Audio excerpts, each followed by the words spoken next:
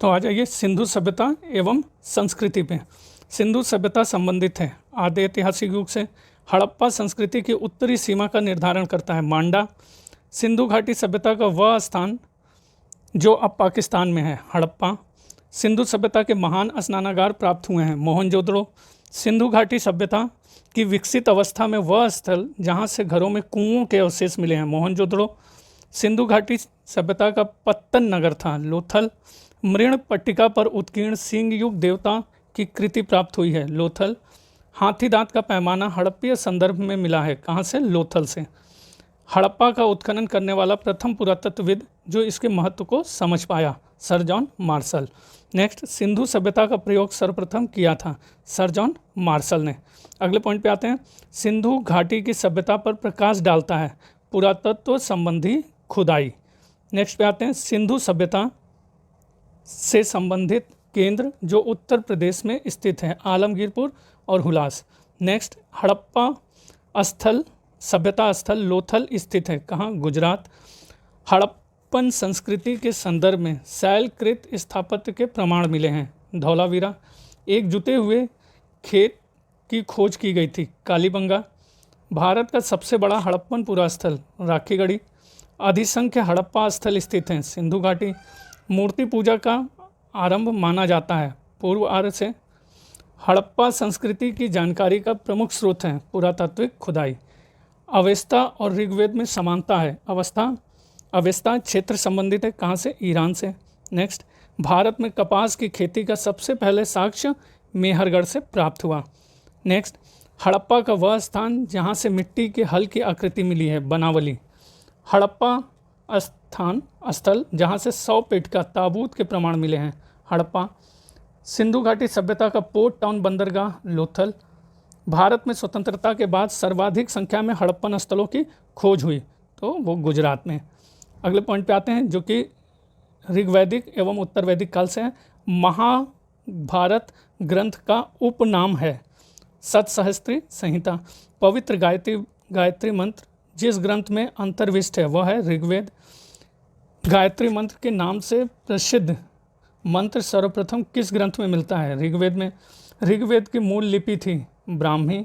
ऋग्वेद पर आधारित संकलन है सामवेद। ऋग्वैदिक धर्म था बहुदेववादी। ऋग्वेद काल में जनता विश्वास करती थी बलि एवं कर्मकांड पर।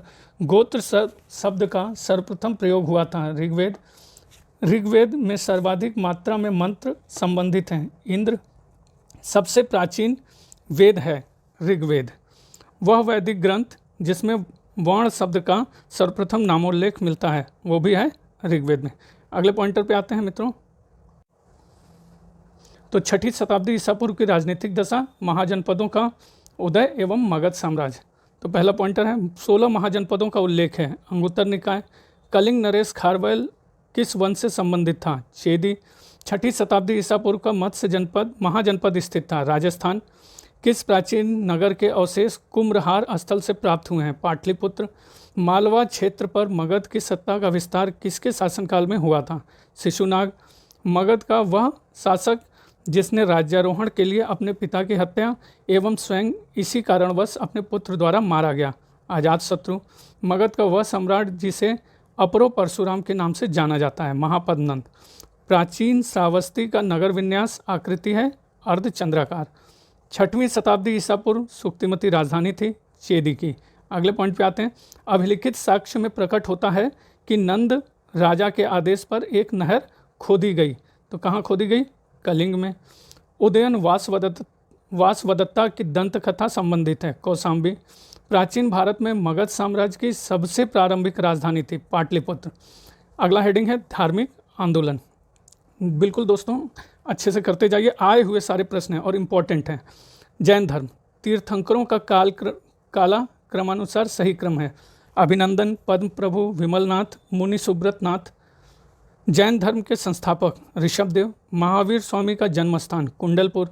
महावीर स्वामी को ज्ञानोदय प्राप्त हुआ था ऋजुपालिका नदी के तट पर। महावीर का प्रथम अनुयायी जामिली। त्रिरत्न सिद्धांत, सम्यक धारणा, सम्यक चरित्र, सम्यक ज्ञान। जिस धर्म की महिमा है वह कौन सा धर्म है, जैन धर्म। नेक्स्ट पॉइंट पे आते हैं, आजीवक संप्रदाय के संस्थापक थे मखली गोशाल। प्रारंभिक जैन साहित्य किस भाषा में लिखा गया था? अर्धमागधी। यापनी एक संप्रदाय था जैन धर्म का। तीर्थंकर शब्द संबंधित हैं जैनों से। वह जैन सभा जिसमें अंतिम रूप से श्वेतांबर आगम का संपादन हुआ। पाटलिपुत्र। प्रभासगिरी जिनका तीर्थस्थल है वे हैं जैन। वह धर्म जो विश्व विनाशकारी प्रलय की अवधारणा में विश्वास नहीं करता है जैन धर्म। जैनियों की पवित्र पुस्तक कहलाती है आगम सिद्धांत।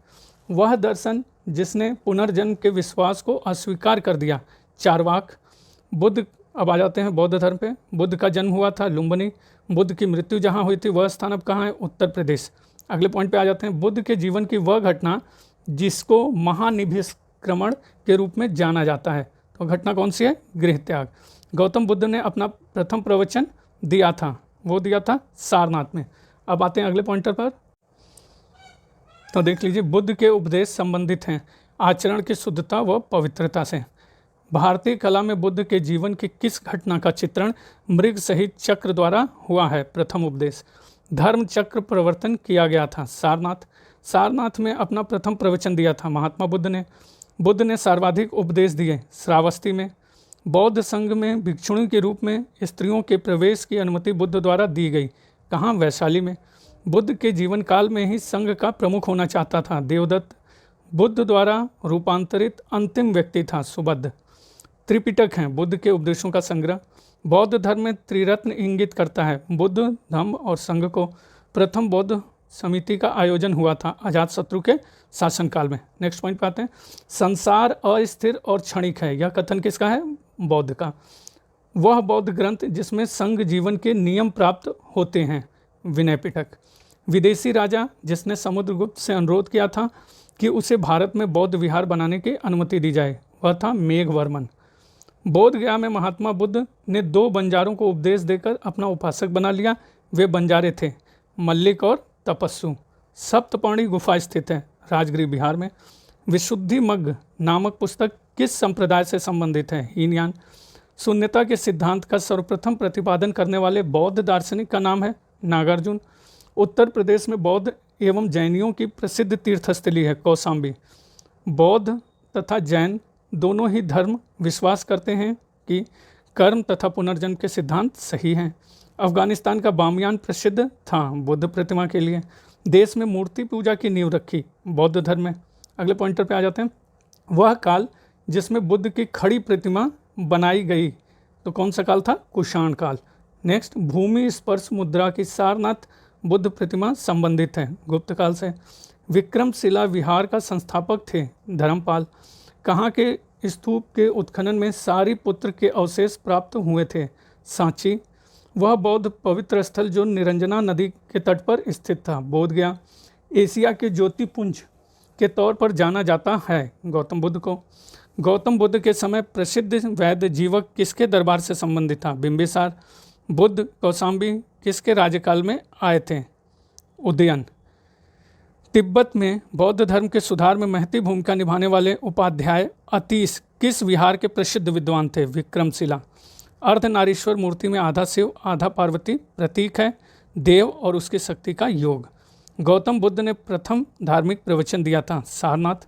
भारत में सर्वप्रथम मानव मूर्तियों की पूजा हुई थी बुद्ध की। नेक्स्ट पॉइंट पे आते हैं।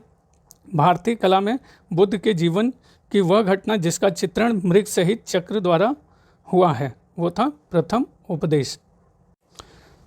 तो अब मित्रों, भागवत संप्रदाय एवं ब्राह्मण धर्म से संबंधित न्याय दर्शन, इसका मोक्ष प्राप्त करने का तरीका क्या था? तार्किक चिंतन। मीमांसा दर्शन, वैदिक अनुष्ठान करना। सांख्य दर्शन, वास्तविक ज्ञान का अभिग्रहण। वेदांत दर्शन, आत्मज्ञान। नेक्स्ट, वह देवता जिसको कला में हल लिए प्रदर्शित किया गया है, बलराम। नेक्स्ट, रामायण में के वह कांड जिसमें राम और हनुमान की पहली भेंट का वर्णन है, किष्किंधा कांड। भागवत संप्रदाय में भक्ति के रूपों की संख्या है 9। तुम्हारा अधिकार कर्म है, फल की प्राप्ति पर नहीं, यह किस ग्रंथ में कहा गया? गीता। मोक्ष के साधन के रूप में ज्ञान, कर्म तथा भक्ति को समान महत्व देता है, भागवत गीता। भागवत धर्म से संबंधित प्राचीन अभिलेखीय साक्ष्य मिलता है, हेलियोडोरस का बेसनगर अभिलेख। आदि शंकराचार्य द्वारा स्थापित 4 मठ स्थित हैं, जोशीमठ, द्वारका, पुरी व श्रृंगेरी। नयनार थे शैवधर्म, अनुयायी। नेक्स्ट पे आते हैं, सही सुमेल करने के लिए दिया हुआ है। तो सबसे पहले मैं इसको ऊंचा कर लेता हूँ और ये देखिए संतों के नाम दिए हुए हैं और उनके मार्ग। तो पहला देखते हैं, वल्लभाचार्य पुष्टि मार्ग, रामानुज विशिष्टाद्वैत, मध्वाचार्य द्वैतवाद, शंकर अद्वैतवाद। अब मौर्य साम्राज्य से संबंधित प्रश्नों को देखते हैं। प्रथम भारतीय साम्राज्य स्थापित किया था चंद्रगुप्त मौर्य। सैंड्रोकोटस चंद्रगुप्त मौर्य और सिकंदर महान की भेंट का उल्लेख किया है, किसने? जस्टिन ने। नेक्स्ट, जल की आवश्यकता को ध्यान में रखते हुए जिस प्रथम शासक ने गिरनार क्षेत्र में एक झील का निर्माण करवाया था? चंद्रगुप्त मौर्य। अभिलेख जिससे यह प्रमाणित होता है कि चंद्रगुप्त का प्रभाव पश्चिम भारत पर था? जूनागढ़ का रुद्रदामन का जूनागढ़ शिलालेख। कौटिल्य का अर्थशास्त्र एक क्या है? शासन के सिद्धांतों की पुस्तक। किसकी तुलना मैकियावेली के प्रिंस से की जा सकती है? कौटिल्य का अर्थशास्त्र। नेक्स्ट पॉइंट पे आते हैं, राज्य के सप्तांग सिद्धांत के अनुसार राज्य का 7वां अंग था मित्र। चाणक्य अपने बचपन में किस नाम से जाने जाते थे? विष्णुगुप्त। अर्थशास्त्र के अनुसार सीता भूमि का अभिप्राय है जनजातियों द्वारा जोती जाने वाली भूमि, सीता से अभिप्राय है। नेक्स्ट पे आते हैं मित्रों, वे शासकों जिन्होंने गिरनार क्षेत्र में जल संसाधन व्यवस्था की ओर ध्यान दिया?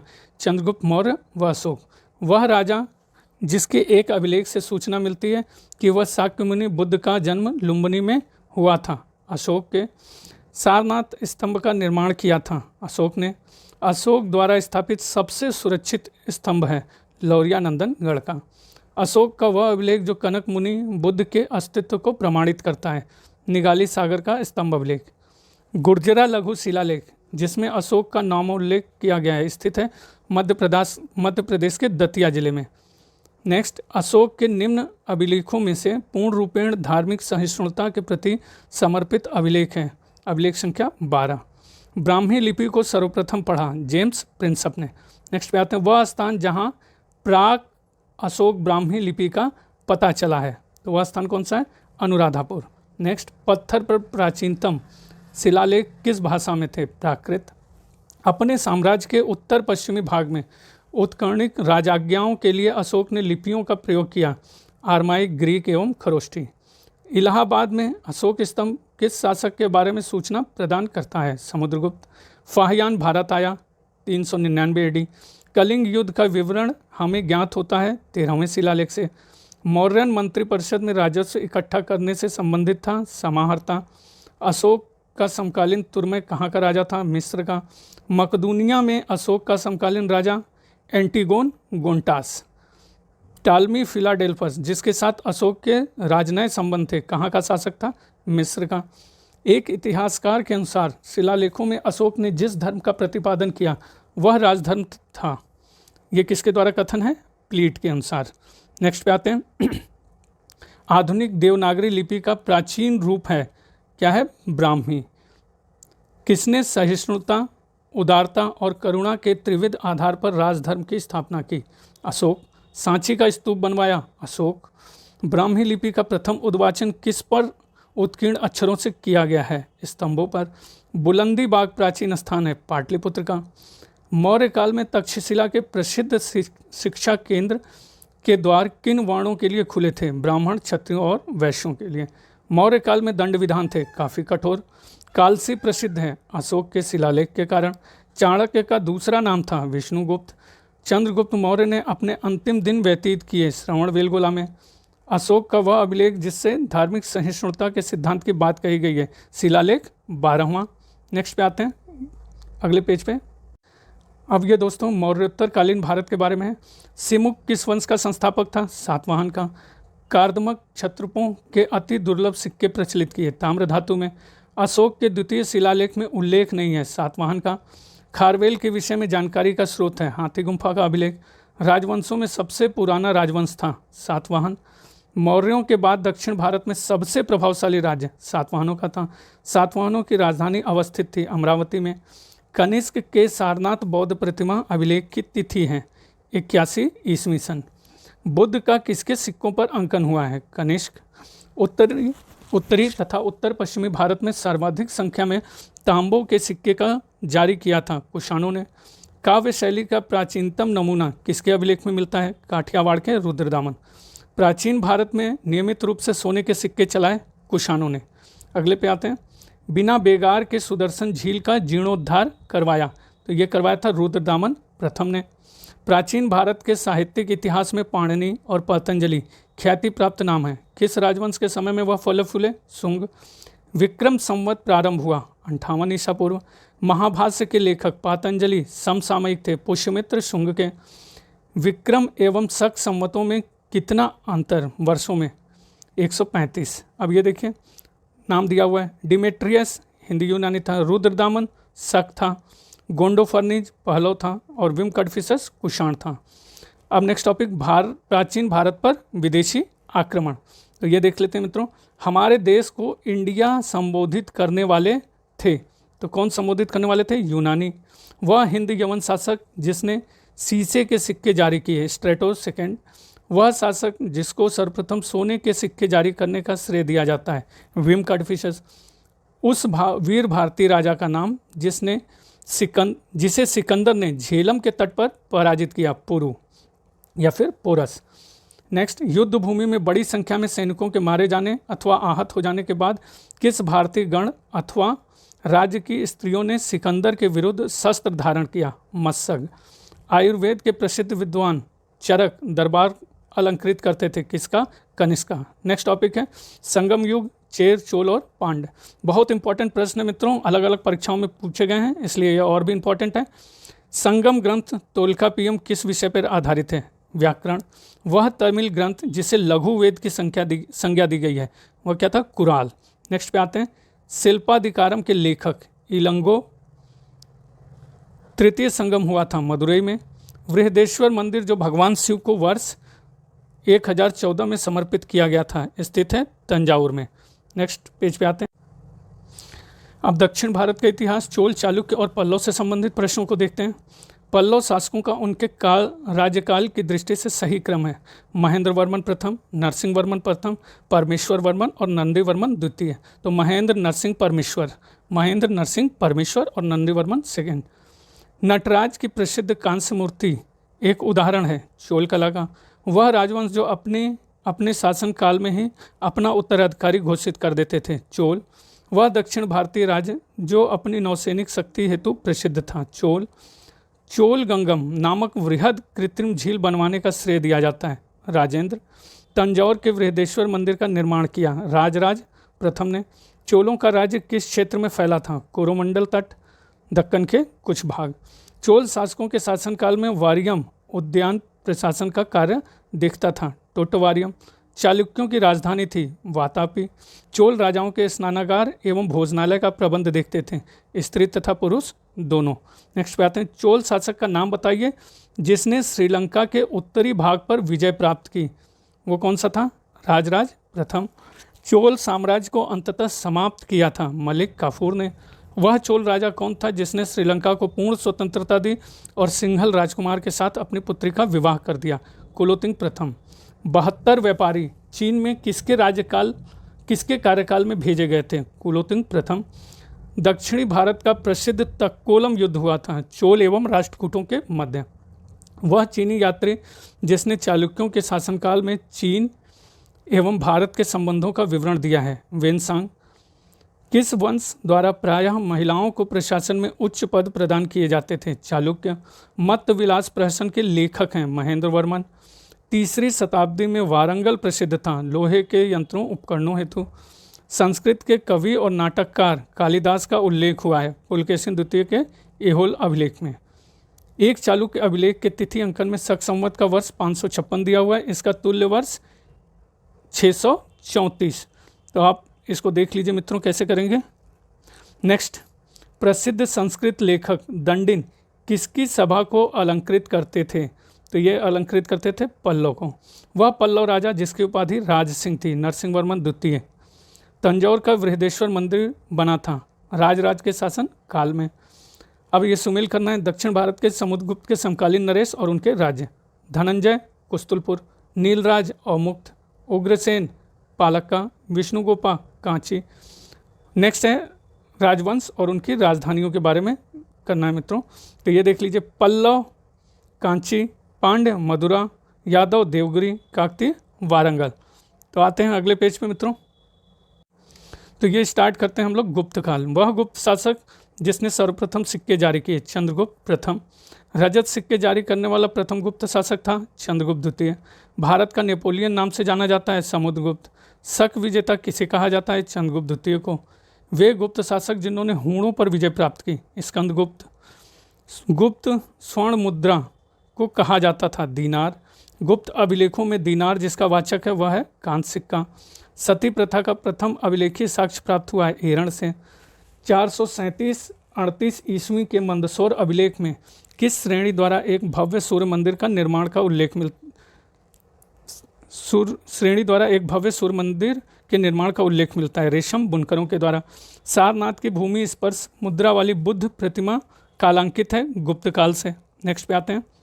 प्राचीन भारत में वह वंश जिसके शासन काल को स्वर्ण युग कहा जाता है, तो यह है गुप्त काल। वह राजवंश जो हूणों के आक्रमण से अत्यंत विचलित हुआ, गुप्त। भाग और बलि थे राजस्व के स्रोत। गुप्तकालीन स्वर्ण मुद्रा दीनार। भारतीय दर्शन की प्रारंभिक शाखा सांख्य।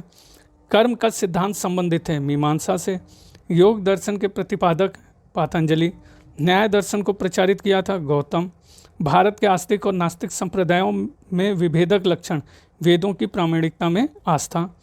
काम रूप में वैष्णव धर्म को लोकप्रिय बनाया शंकरदेव ने।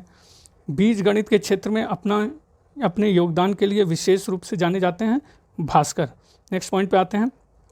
कालिदास द्वारा रचित मालविका मित्र नामक का नायक था, तो कौन नायक था, अग्निमित्र। नेक्स्ट, कायस्थ जाति का सर्वप्रथम उल्लेख करता है याज्ञवल्क्य। दास मुक्ति के अनुष्ठान का विधान सर्वप्रथम किया था नारद ने। पुंड्रवर्धन भुक्ति अवस्थित थी उत्तरी बंगाल। गुजरात में उत्तर भारतीय व्यापार संचालित होता था ताम्रलिप्ति बंदरगाह से। सती प्रथा का प्रथम अभिलेखीय संदर्भ प्राप्त हुआ है एरण से। कुमार गुप्त प्रथम के मंदसौर अभिलेख में श्रेणी का उल्लेख है रेशम बुनकरों द्वारा। चांदी के सिक्के जारी करने वाला प्रमुख गुप्त शासक था चंद्रगुप्त द्वितीय। समुद्रगुप्त के प्रयाग प्रशस्ति वाले स्तंभ पर किसका लेख मिलता है, जहांगीर। वह गुप्त शासक जिसको पहली बार अभिलेख जारी करने का दायित्व दिया जाता है समुद्रगुप्त को। गुप्त शासक जिसको भारत का नेपोलियन कहा जाता है वो भी समुद्रगुप्त को है। नेक्स्ट पॉइंट है, अगले पेज पे आ जाते हैं मित्रों। अगली हेडिंग है गुप्तोत्तर काल। सम्राट हर्षवर्धन ने जिस स्थान पर राजधानी स्थापित की वह था कन्नौज।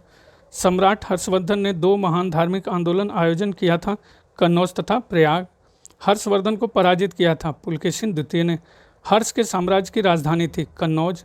वह शासक जिसने 4 अश्वमेध यज्ञों का संपादन किया, प्रवरसेन प्रथम। वल्लभी विश्वविद्यालय स्थित था गुजरात। 6वीं-7वीं शताब्दियों में एक मौर्य वंश कहाँ शासन कर रहा था, लाट।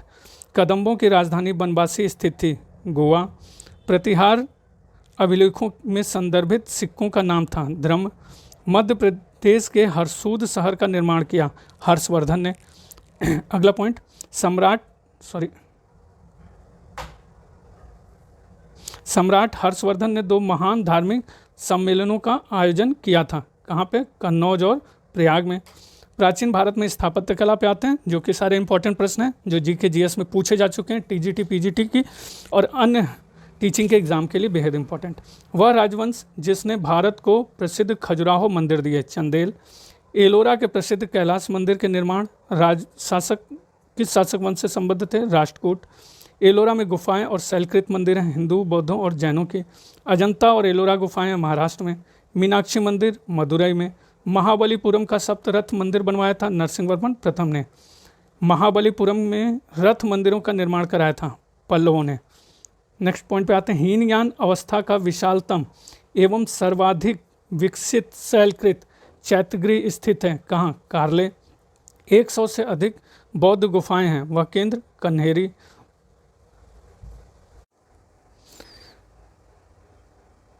सोमपुर महाविहार का निर्माण कराया था धर्मपाल ने।